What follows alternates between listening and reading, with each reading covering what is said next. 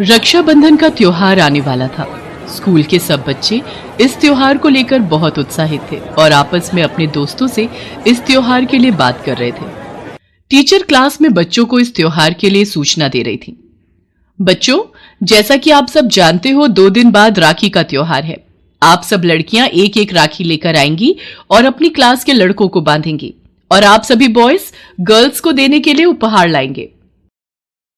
सोहन, कल मैं तेरे लिए सुंदर सी राखी लाऊंगी, तू मेरे लिए महंगा वाला गिफ्ट लाना। मैं तो रोहित को राखी बांधूंगी, वो बहुत अच्छा गिफ्ट लाता है। रिया, मैं तेरे लिए सबसे महंगा गिफ्ट लाऊंगा।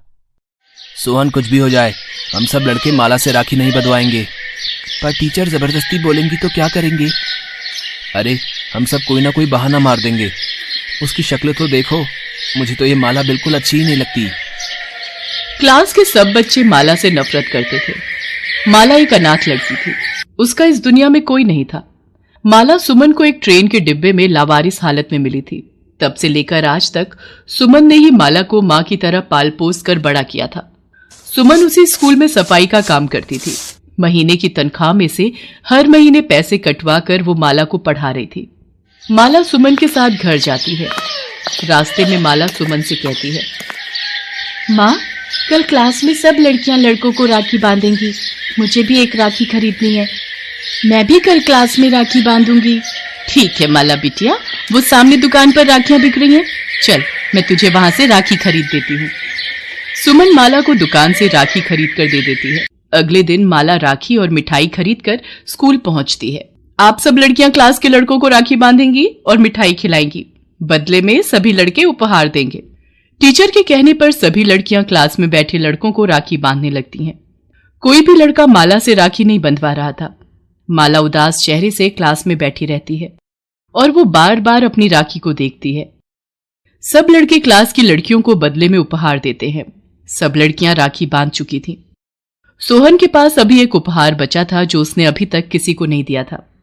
सोहन, तुम्हारे पास एक उपहार और है ना? एक काम करो, माला तुम्हें राखी बांध देगी, बदले में तुम उसे वो उपहार दे दो। माला से अभी तक किसी ने भी राखी नहीं बंधवाई है।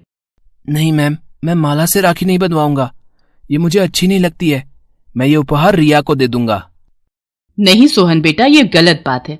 माला बहुत अच्छी बच्ची है, वो तुम्हारी क्लास की स्टूडेंट है। अगर तुम उससे राखी नहीं बंधवाओगे तो उसका मन दुखेगा, इसलिए चुपचाप उससे राखी बंधवाओ, ये मेरा ऑर्डर है। मैं इस माला को तो छोड़ूंगा नहीं, इसकी वजह से सब बच्चे मेरी हंसी उड़ा रहे हैं। सोहन ना चाहते हुए भी माला से राखी बंधवा लेता है, पर मन ही मन वो बहुत गुस्से में था। टीचर के जाने के बाद क्लास में सब बच्चे उसका मजाक उड़ाने लगते हैं। सोहन, आखिर तुमने माला से राखी बंधवा ही ली। मैं तो तुम्हें उसी समय कह रही थी कि दोनों उपहार मुझे दे दो, तुमने ही कहा मैं एक ही दूंगा। अब देखो, माला की गंदी राखी तुम्हारे हाथों पर बंधी हुई है और उसने तुम्हें गंदा सा रसगुल्ला भी खिला दिया। सब बच्चे अपनी सीट पर बैठ जाएं और कल जो आप लोगों ने विज्ञान के प्रोजेक्ट प्रिंसिपल मैम को दिखाने हैं वो आप यहीं छोड़कर जाएंगे और उस पर अपना नाम जरूर लिखना, उसी के हिसाब से सब बच्चों को नंबर मिलेंगे। स्कूल की छुट्टी हो जाती है। सोहन अपने दिमाग में कुछ और ही योजना सोचकर बैठा था। उसके हाथ में स्याही की शीशी होती है। ये माला के प्रोजेक्ट पर इंक गिरा देता हूँ, कल जब इसकी प्रिंसिपल मैम से डांट पड़ेगी तब पता चलेगा। सोहन जैसे ही माला के प्रोजेक्ट पर इंक गिराने लगता है, एक बच्चे की ठोकर से सारी इंक सोहन के प्रोजेक्ट पर गिर जाती है। सोहन रोने लगता है। अरे ये क्या हो गया सोहन, तेरा तो सारा प्रोजेक्ट खराब हो गया। अब तो कल प्रिंसिपल मैम को क्या दिखाएगा? तेरे तो नंबर कट जाएंगे। वैसे तू ये इंक का कर क्या रहा था? रिया, रोहित, तुम लोग थोड़ी देर मेरे साथ रुक सकते हो? मैं तुम सबके साथ मिलकर फिर से ये प्रोजेक्ट बना लूंगा। अगर मैं अकेले बनाऊंगा तो मुझे बहुत समय लग जाएगा। नहीं सोहन, मैं तो बिल्कुल नहीं रुक सकता। मेरी मम्मी ने मुझे जल्दी घर आने को बोला है, हमें आज कहीं काम से जाना है। और मैं भी नहीं रुक सकती। पहले ही बहुत दिनों से मैं एक्स्ट्रा क्लास ले रही थी तो घर देर से पहुंच रही थी। आज मैंने मम्मी पापा के साथ मूवी देखने जाना है। सॉरी सोहन। सब बच्चे सोहन को अकेला छोड़कर चले जाते हैं। माला सोहन को रोते हुए देखती है और उसके पास आती है। सोहन, तुम घबराओ नहीं, मैं तुम्हारी मदद करूंगी।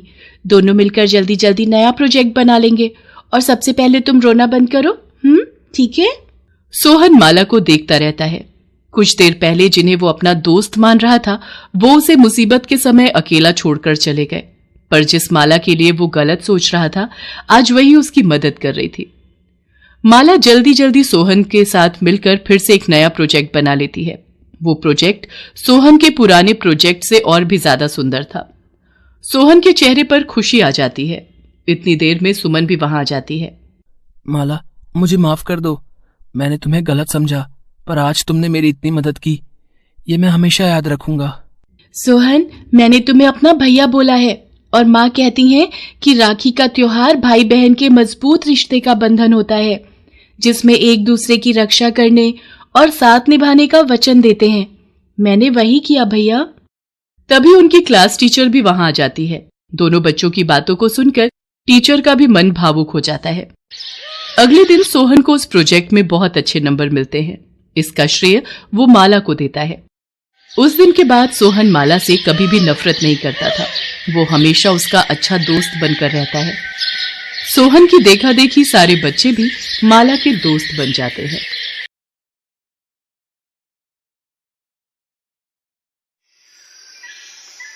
दीपक एक अनाथ लड़का था। एक बड़े स्कूल में सफाई का काम करने वाले दीनू को वो एक कचरे के ढेर के पास लावारिस हालत में मिला था। दीनू ने शादी नहीं की थी। उसने ही दीपक को पाल पोस कर बड़ा किया। दीनू ने स्कूल के प्रिंसिपल से सिफारिश करके दीपक को क्लास में सीट दिलवा दी, ताकि दीपक पढ़ लिख कर बड़ा आदमी बन सके। दीपक अब 9वीं कक्षा में आ गया था और उसके एग्जाम आने वाले थे। दीपक पढ़ने में अच्छा था।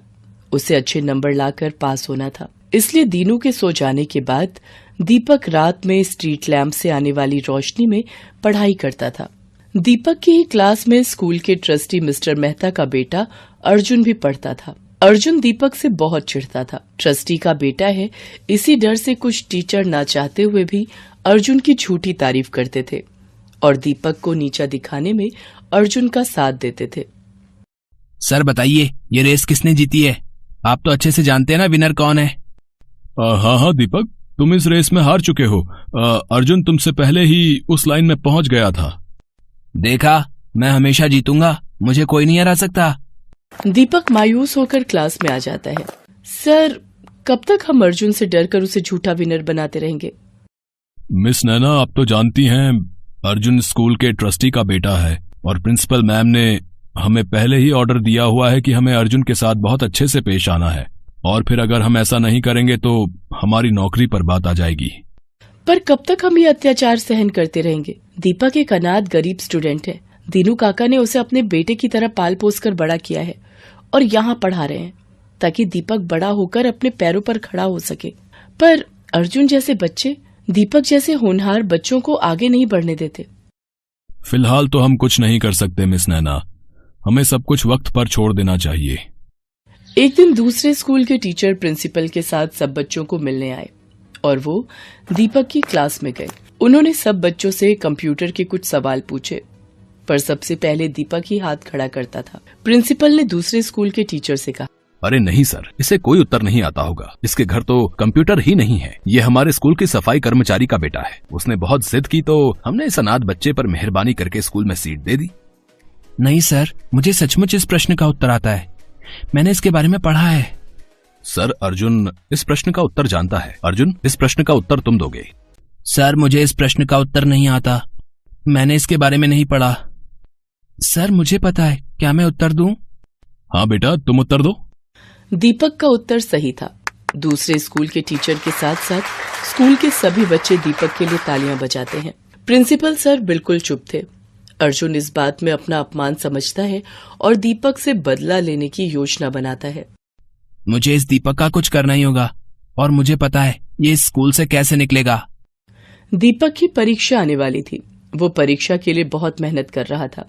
अर्जुन स्कूल के गार्ड को धमकाकर अगले दिन होने वाली परीक्षा का पेपर चुरा लेता है और दीपक के स्कूल बैग में रख देता है और जाकर प्रिंसिपल सर को भड़का देता है। आइए सर, मैंने अपनी आंखों से दीपक को कल होने वाले एग्जाम पेपर की चोरी करते देखा है। अगर आपको यकीन नहीं हो रहा तो आप गार्ड से भी पूछ सकते हैं। गार्ड से पूछने की जरूरत नहीं है, अभी हम दीपक का बैग चेक कर लेते हैं। अर्जुन तो पहले ही दीपक के बैग में एग्जाम के पेपर रख चुका था। दीपक के बैग में एग्जाम पेपर मिल जाता है। सर मुझे नहीं पता ये पेपर मेरे बैग में कैसे आया। मैं इसके बारे में कुछ भी नहीं जानता। मेरा विश्वास कीजिए सर। जाकर दीनू को बुला कर लाओ। हमें इस दीपक जैसे स्टूडेंट को अपने स्कूल में 1 सेकंड भी नहीं रखना। अगर ये इस स्कूल में रहा तो हमारे और भी बच्चे चोर बन सकते हैं। सर मेरा दीपक चोरी नहीं कर सकता, ये ऐसा नहीं है, मेरा विश्वास कीजिए। बाबा मैंने चोरी नहीं की, मुझे नहीं पता मेरे बैग में ये पेपर कहां से आया। मैं कुछ नहीं सुनूंगा। मैंने तुम पर तरस खाकर कि चलो अनाथ बच्चा पढ़ लिख जाएगा, इसलिए स्कूल में एडमिशन दिया, पर दीनू शायद इस बच्चे में संस्कार नहीं आ पाए। आखिर है तो अनाथ ही, और तुम भी तो मामूली सफाई वाले हो। हमें सब पता है ये गरीब बच्चे चोर ही बनते हैं। बड़े स्कूल में पढ़ने की इनकी औकात नहीं है। इसे ले जाओ यहां से, वरना मैं पुलिस को बुला लूंगा। दीनू रोता हुआ दीपक को ले जाने लगता है। अर्जुन अपनी मक्कारी पर बहुत खुश था। प्रिंसिपल अपने ऑफिस में आ जाते हैं। तभी वहां मिस नैना आती हैं। उनके साथ स्कूल के ट्रस्टी यानी कि अर्जुन के पिता भी ऑफिस में एंट्री करते हैं। सर आपको पता भी है आपका बेटा अर्जुन अंधकार के रास्ते पर जा रहा है। आज उसने दीपक जैसे एक होनहार बच्चे पर चोरी का झूठा इल्जाम लगा दिया। मैं चाहती तो अर्जुन को चोरी करते समय भी रंगे हाथों पकड़ सकती थी, पर शायद ये छूट जाता, क्योंकि उसे घमंड है कि वो इस स्कूल के ट्रस्टी का बेटा है। मैंने उसे चोरी करते हुए सारी रिकॉर्डिंग अपने फोन में कर ली। ये देखिए मिस्टर मेहता, आपका बेटा स्कूल में एग्जाम पेपर चोरी कर रहा है। क्या आप चाहते हैं कि वो बुराई के रास्ते पर जाए और एक दिन आपका नाम मिट्टी में मिला दे? मैं चाहूं तो इस वीडियो को पूरे स्कूल में दिखा सकती हूँ, पर आप जानते हैं कि आपकी कितनी बदनामी होगी। आई एम सॉरी मिस नैना, मैं बिल्कुल नहीं जानता था कि मेरा बेटा मेरे नाम का इतना फायदा उठा रहा है। मुझे किसी ने कोई खबर नहीं दी। आप कृपया करके इस वीडियो को किसी को भी ना दिखाएं, नहीं तो मेरे बेटे का भविष्य खराब हो जाएगा। अर्जुन के पिता बहुत दुखी होते हैं। अर्जुन ऑफिस में आता है। वीडियो देखकर वो घबरा जाता है। पापा मुझसे गलती हो गई, मैं सिर्फ दीपक से बदला लेना चाहता था। पापा मुझे माफ कर दो। दीपक जैसे होनहार बच्चे पर चोरी का इल्जाम लगाते तुम्हें शर्म नहीं आई है?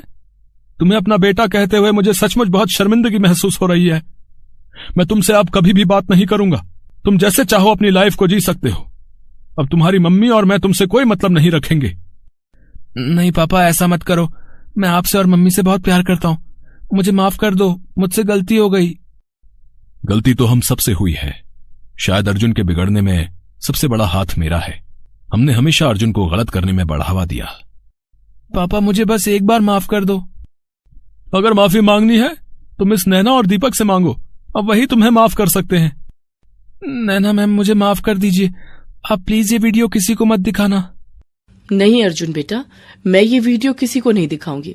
मैं तुम्हारी गुरु हूं और तुम्हें सही राह पर लाना मेरा फर्ज है। अर्जुन दीपक से माफी मांगता है। दीपक मुझे माफ कर दे मेरे दोस्त। मैंने तो तुम्हें कब का माफ कर दिया अर्जुन, और दोस्तों को गले लगाते हैं, उनसे माफी नहीं मांगते। इतना कहते ही दीपक अर्जुन को गले से लगा लेता है। उन दोनों को आपस में गले लगता देख स्कूल का सारा स्टाफ और दीनू बहुत खुश होता है। Best buddies.